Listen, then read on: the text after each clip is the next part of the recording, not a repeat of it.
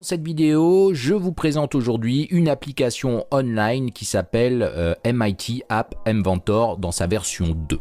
Alors pourquoi la version 2? Parce que c'est un projet qui avait été lancé par Google, qui a été abandonné et qui est maintenant supporté, on va dire, et suivi par le MIT. Et donc cette application est disponible à l'URL ici que vous pouvez voir, appinventor.mit.edu. Alors en quoi ça consiste? Tout simplement à vous permettre de créer une application pour smartphone Android, smartphone évidemment ou tablette, de façon très facile, sans aucune ligne de code, sans connaître le développement. Alors je vous montre tout de suite comment ça marche. C'est lié à votre compte Google, donc vous faites ici sur le site Create Apps. Et vous arrivez sur cette interface. Alors ici on vous demande ici actuellement un petit comment on dit, un sondage, mais on va le passer. Et donc vous pouvez voir que je suis logué ici avec une adresse Gmail et tous les projets ici qui sont actuellement vierges, mais si vous faites des projets, ils vont venir se stocker ici et vous allez pouvoir récupérer ça très facilement. Alors vous créez un nouveau projet, vous l'appelez comme vous voulez. Ici dans mon cas je vais l'appeler test. Et comment ça se présente? Vous avez ici l'affichage d'un smartphone. Vous avez ici des palettes avec dedans, vous avez tous des composants. Donc ces composants vont être divers et variés. Vous pouvez voir qu'ici c'est tout ce qui est user interface. Alors ce qui est intéressant aussi, c'est que c'est en anglais, mais vous pouvez passer ça en français, ce qui va permettre à ceux qui ne sont pas à l'aise avec la langue de Shakespeare, d'avoir tout les contrôles en français et même au niveau des blocs ensuite vous allez voir. Donc vous avez des contrôles comme des boutons, des sliders, des zones de texte de saisie. Vous avez ici dans la disposition tout ce qui va être arrangement au niveau de l'interface.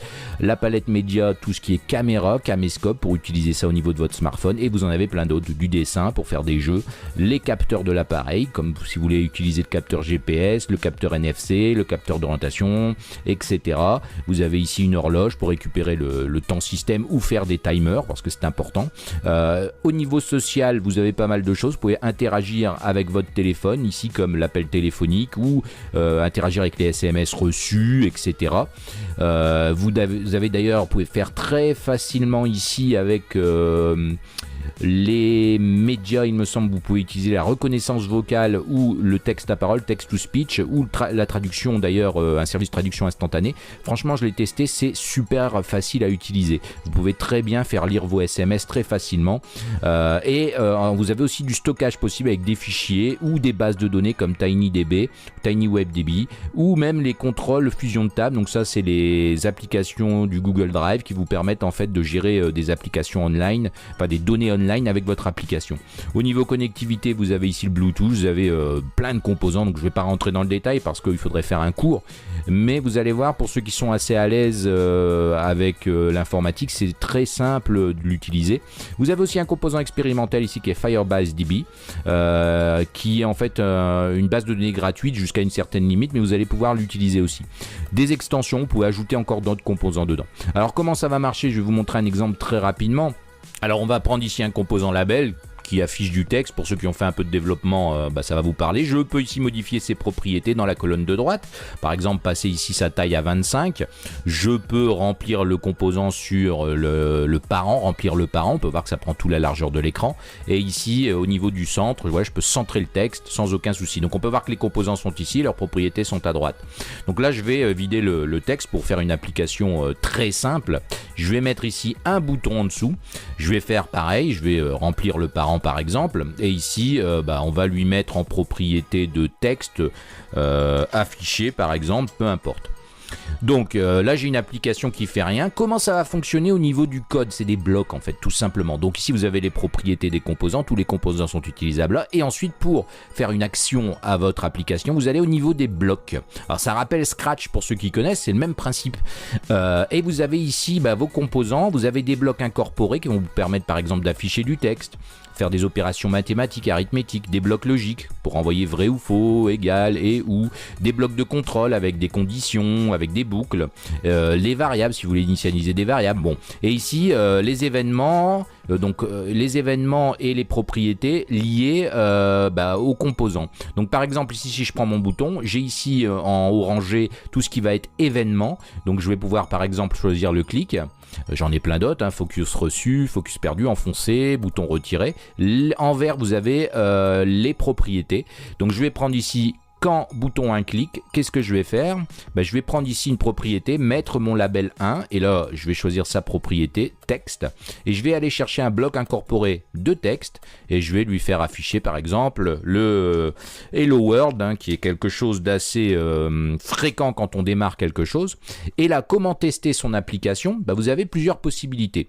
Soit vous connectez en USB avec un câble, soit vous utilisez un émulateur, soit vous avez le compagnon AI qui va vous donner un flash code en fait tout simplement. Il faudra sur votre smartphone mettre une application qui s'appelle le compagnon qui est disponible sur le store, vous flashez et vous allez en direct le résultat. Évidemment, vous pouvez au niveau de construire, créer carrément ici un APK et le récupérer sur votre ordi. Donc c'est relativement simple. Et dans le cadre où vous voulez utiliser l'émulateur ou l'USB, il vous faudra l'AI Starter. Donc c'est un programme que vous allez retrouver, qu'il faudra installer sur votre machine. Alors pour récupérer le starter qui fait partie du pack Tools, vous allez de nouveau sur la page d'accueil de MIT App Inventor, vous cliquez ici sur Get Started Start et vous avez ici les setup instructions. Donc ça va être simple, on va vous expliquer ici quelle méthode vous voulez utiliser. Vous avez d'ailleurs ici le lien vers le Google Play par rapport à l'application que vous pouvez installer sur votre smartphone qui est MIT AI2 Compagnon. Donc qui vous permet tout simplement de faire une liaison sans câble, sans rien. En fait, vous allez scanner un QR code et vous allez pouvoir tester votre application en live sur votre smartphone sans rien, sans raccorder. Ça va passer par les serveurs du MIT App Inventor et en fait vous allez récupérer le code tout simplement sur votre smartphone, mais vous pouvez aussi l'installer comme ça, donc c'est quand même très intéressant. Alors nous, ce qui va nous intéresser, je vais revenir ici sur la première page, c'est une des trois méthodes, donc la recommandée en Wi-Fi avec le compagnon.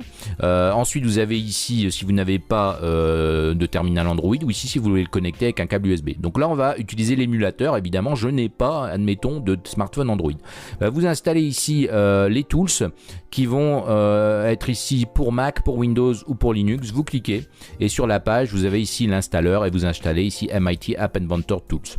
Donc une fois installé, évidemment vous le lancez. Moi je l'ai déjà fait et on lance l'AI Starter et on peut voir ici qu'on a une fenêtre en ligne de commande avec l'émulateur, enfin pas l'émulateur, pardon, le serveur ici qui va être géré. Tout simplement, on n'a pas besoin de trop comprendre les choses.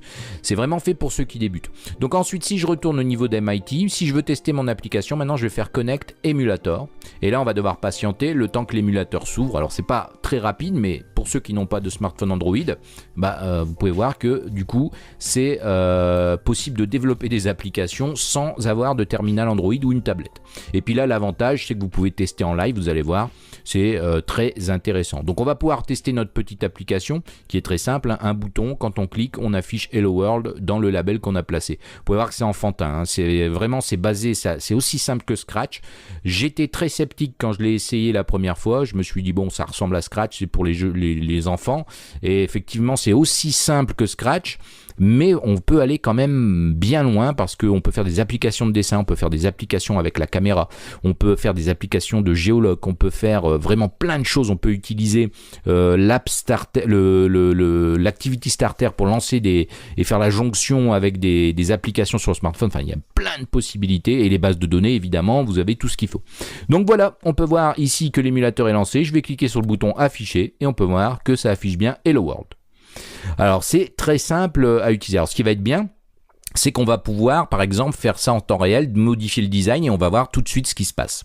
Donc je vais modifier ici ma mise en page pour avoir l'émulateur ici sur la droite et ma page web à gauche. Voilà, et donc ici vous avez bien compris le principe. Je pourrais aussi, par exemple, si je vais au niveau du label, j'ai d'autres possibilités. Par exemple, je peux changer le font size en cliquant sur le bouton. À ce moment-là, je ne vais pas affecter ici un bloc de texte, mais je vais afficher des maths, un bloc de maths, et je vais dire par exemple qu'il passe à, j'ai mis 25, je vais mettre 35. Et là, on va mettre bonjour à la place des lots, qu'on voit bien le changement. Si je clique, j'ai bien bonjour avec une taille supérieure. Et si je retourne dans la partie designer, je peux ici faire tout ce que je veux. Je peux rajouter des labels, je peux rajouter des listes. Il y a vraiment beaucoup de choses. Par exemple ici un list view. Je peux par exemple ici prendre la hauteur sur fil par exemple pour qu'il remplit tout le smartphone. Et on peut voir que j'ai bien ça ici. Et ici, on a des éléments. Donc, je vais mettre par exemple A, virgule B, virgule C, virgule D. Voilà. Et on a ici les éléments, vous allez voir, qui se mettent à l'écran. Je peux les sélectionner. Je pourrais faire des actions tout simplement dans ma partie bloc. Imaginons ici que je prends mon list view, after picking. Alors, je suis reparti en anglais. Par contre, oui, j'avais fait un changement, excusez-moi. Donc, pour partir en français, évidemment, vous faites menu français. Mais par exemple, ici, je vais tout simplement ici prendre le label et dire que le label, alors qu'est-ce qu'on peut faire? On va prendre le texte et on va dire qu'on prend la sélection. Donc, tout simplement ici, list view 1. Et je vais choisir la sélection. Et si je clique maintenant, on peut voir que j'ai C, A, B, D. Enfin, voilà. Donc, vous pouvez voir que c'est super simple à utiliser. C'est vraiment quelque chose que je vous encourage pour ceux qui ont envie de se tester au développement d'applications pour Android ou même des petits jeux, ça marche aussi. Allez voir ça d'un peu plus près parce que ça fonctionne vraiment très bien et c'est très facile à utiliser. Donc, voilà. N'hésitez pas à mettre un petit pouce bleu sur la vidéo si ça vous plaît. Si vous n'êtes pas abonné, faites-le au plus vite. Vous serez informé comme ça de toutes les nouvelles vidéos et astuces. Et moi, je vous dis à bientôt pour une prochaine vidéo. Bye bye.